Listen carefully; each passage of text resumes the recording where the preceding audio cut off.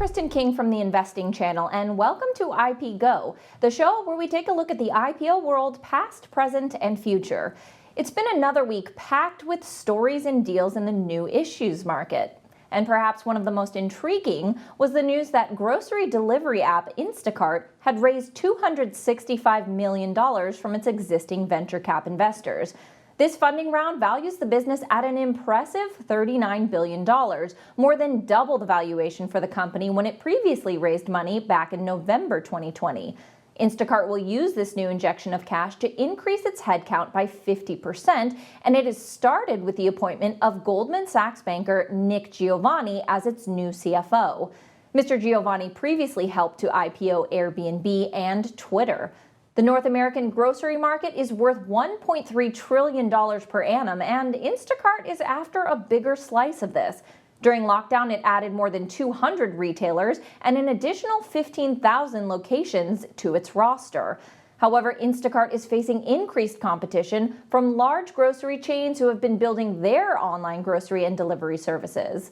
There is no fixed time frame for Instacart to list, but reading between the lines, we might see an autumn debut. Online review site Trustpilot has chosen to IPO in London, though in truth, the deal is relatively small, with the company aiming for a $1.4 billion valuation, raising new cash of just $50 million in the process.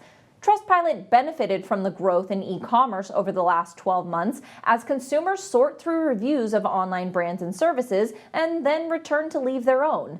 The company has 121 million reviews for almost 530,000 websites, with around 12,500 new domains being added each month, but it is yet to make a profit.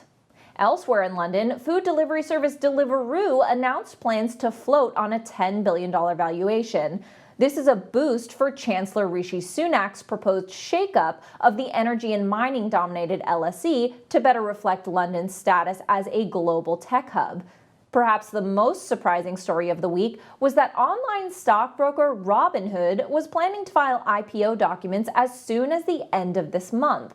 The broker, which experienced dramatic growth during 2020, has been in the headlines for all the wrong reasons recently and is said to be facing class action lawsuits as well as possible further investigation by U.S. regulators over its treatment of clients who were trading GameStop.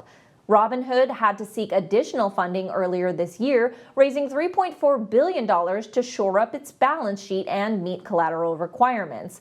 The company had previously been valued at $11.7 billion, and it had been suggested that the broker might try to sell itself to its army of retail investors. I am sure we'll return to this story in the not-too-distant future. Oscar Health priced its much-anticipated IPO at $39, well above its indicated range of $32 to $34. The company sold just over 37 million shares at the IPO price, raising $1.4 billion of new cash and valuing the business at $9.5 billion. The start of a new month is a good point to review overall IPO performance. Up until March 2nd, of the last 100 IPOs, 83 have threaded and stayed above their issue price, while 17 have fallen below issue. Those 100 IPOs have generated a return of 76.85% compared to gains of just 14.15% for the NASDAQ Composite Index over the same period. Looking solely at IPOs in 2021, there have been 68 issues, 56 of which have traded above the issue price, with 12 issues falling below their IPO level. Those 68 stocks produced a total return of 48.5% compared to year-to-date gains in the NASDAQ Composite Index of just 5.44%.